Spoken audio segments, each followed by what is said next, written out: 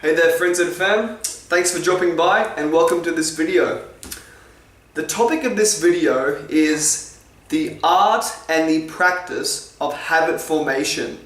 The key driving idea behind this whole video is that the practice of habit formation is the most beneficial and high leverage skill that anyone can learn. It does not matter what field you are in, what aspirations you have. It is simply so that the practice of habit formation is the most beneficial, valuable skill for anyone. So in this video, we're going to first look at the term habit. We're going to define habit. Then we will define the practice of habit formation. We'll look at what that practice is and how it can be done most effectively. And then my favorite part is we're going to speak about the very profound benefits which occur, the profound shifts which occur as we advance in the practice of habit formation. And then afterwards we'll sum up all we've gone over in a sort of bullet point format. So let's start by defining the term habit. A habit is essentially an action or a behavior which has two traits. The first one, we do it consistently, say on a daily or weekly basis. It happens often. The second key trait of a habit is it happens for a prolonged period of time, let's say 30 days or more. Now, a habit can range from being healthy to unhealthy. For example, exercising or smoking a cigarette. Habits can also range from mundane to meaningful. For example, driving your car to work or doing a meditation and journaling practice. A very important thing to understand about habits is just how ubiquitous they are. Habits essentially make up the very fabric of our life. Every moment which you experience is essentially a result of the previous habits you've been running, whether they were healthy or unhealthy, mundane or meaningful. Each moment is essentially a product of your previous habits.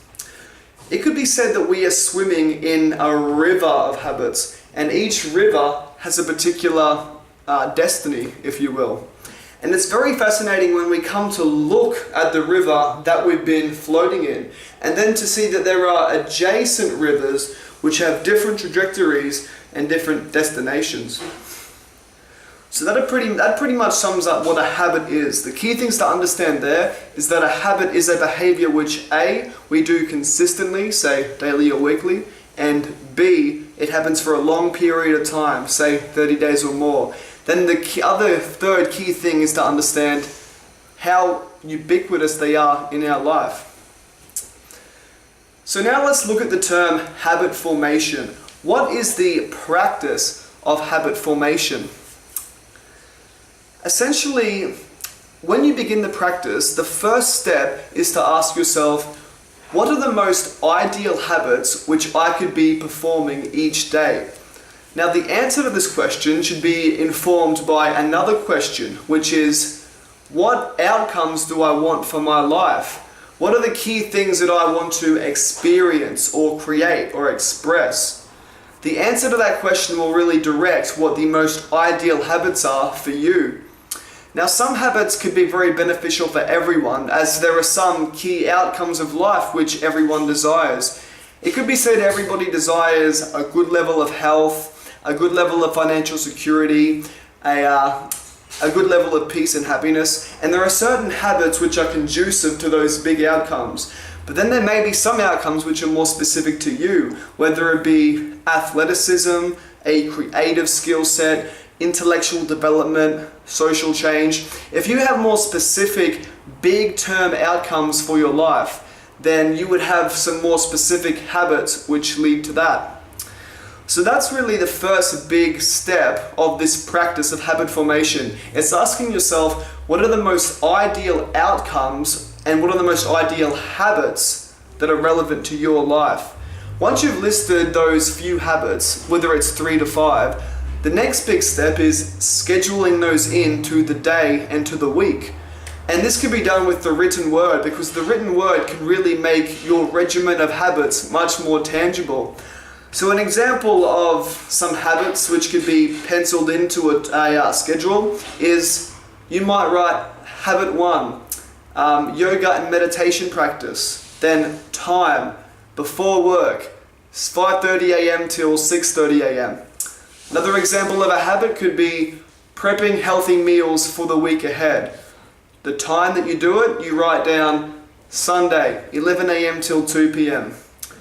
One more example of a productive habit that one could have is developing my creative or intellectual craft. Then time, 6 p.m. till 7 p.m. each evening. So that's just 3 examples of an ideal habit being scheduled into the day or the week using the written word. And now, that essentially sums up the practice of habit formation.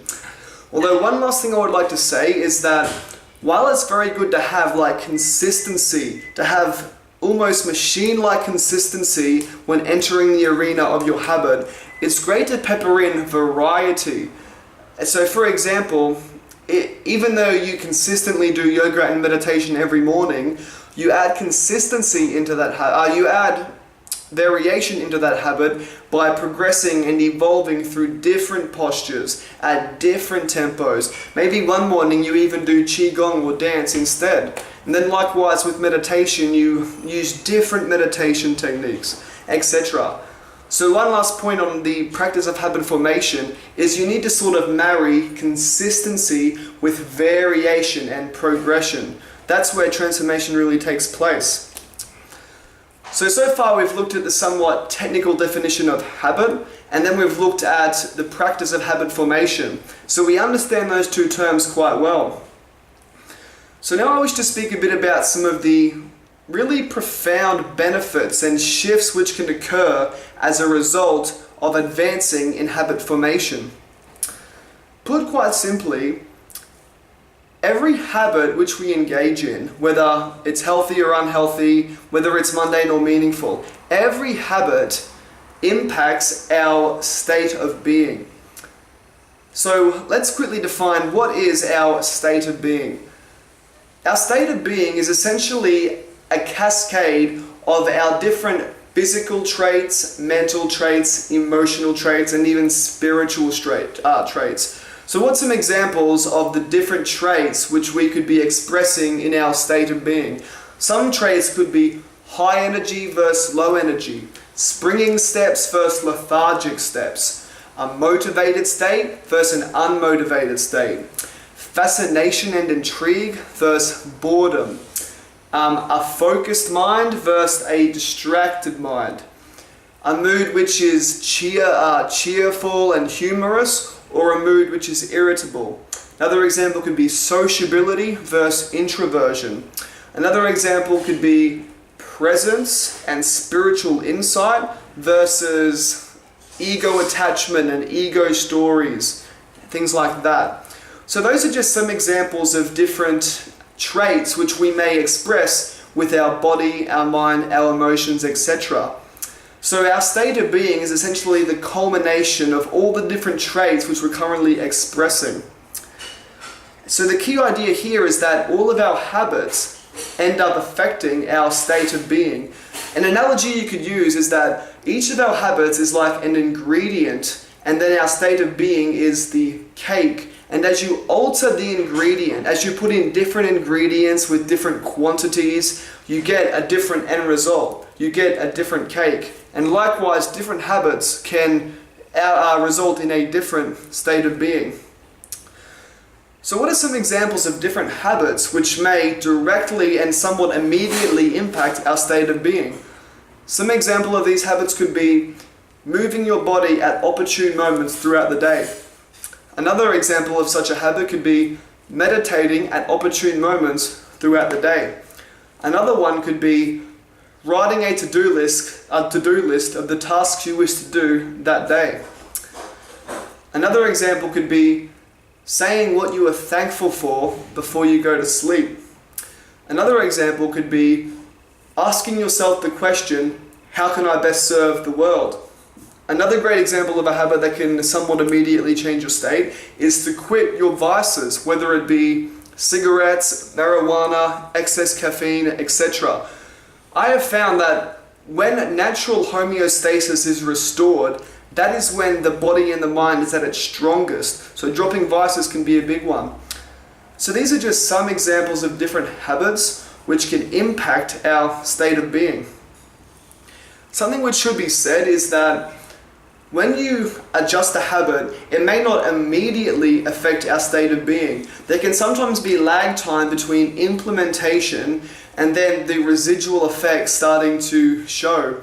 So for example, say you make a habit change of quitting your vice or swapping out an unhealthy food for a healthier food. There could be a delay time before seeing the shifts in your state of being. Perhaps the first week you actually feel shitty because you had a bit of a crutch which was regulating your physiology, your neurology, and now the crutch is gone, so your body's trying to re-find its homeostasis. So the first week you feel shitty. Then the second week you might feel fine, functional as before, all good. By week 3, you may begin to notice a few shifts in your energy levels or your mental functioning or your mood. By week 4, you may have had time to really observe these shifts, come to understand the shifts in your body and mind and mood. And you can really start to see how this habit shift is starting to affect you. By week 5, those inner shifts may begin to express themselves as improvements in your productivity and your output. So by week 6, this habit has become much more robust. It's very easy for you to do. You're sort of riding the wave of benefits of this habit. And by that time, you may really have a new baseline state of being, at which point it's time to find a new little habit to implement or adjust, and then observe the corresponding state of being. Now, as a person who somewhat values the scientific approach and who values logic in general, I really appreciate having particular metrics for monitoring how effective or ineffective a habit change may be. There's a great saying which is, anything that you can measure, you can improve. So what's examples of a few numbers or metrics which can measure the effectiveness of a habit? Some of them could be body weight. Another metric could be tangible fitness progress. Another metric could be amount of projects released in a 3-month period. Another metric could be number of productive tasks done each day. Another metric could be essential vitamin and mineral levels as a result of a blood test. Another metric could be number of clients. Another one could be number of positive friendships. Another metric could be amount of money saved. So it's really cool to find a metric which indicates how effective or ineffective the particular habit has been. You just need to find a relevant metric which can track that progress of that habit. So I think that essentially sums up the bulk of this video. So now let's just go like rapid fire over the key ideas and put it in a neat little package that we can take away and begin implementing. So the first big driving idea was that the practice of habit formation is the most beneficial skill anyone can develop. And as we advance in this habit, it creates very profound shifts in our life. We looked at the term habit and we looked at the term habit formation. So we understand that a habit is simply an action that we do consistently for a long period of time. We then looked at the practice of habit formation, which is where we identify the best habits that we can be doing, then we schedule them into the day and the week, and we do them every day and every week. We then looked at the benefits, the profound benefits that occur when we advance in this practice, and those benefits essentially are that our state of being gets enhanced. Our baseline physical functioning, mental functioning, mood, they all enhance as a result. We then looked at the little caveat that not all habit changes will have an immediate result in our state of being, but rather it can take time and there's like a residual build-up of effect. But after a month or more, that's when we begin to actually see the positive effect of a given habit. Then lastly, we looked at the idea that having metrics to monitor how good or bad a new habit is a really useful tool, because then we get to cling on to the habits which truly do benefit and serve us, at least for that point in time.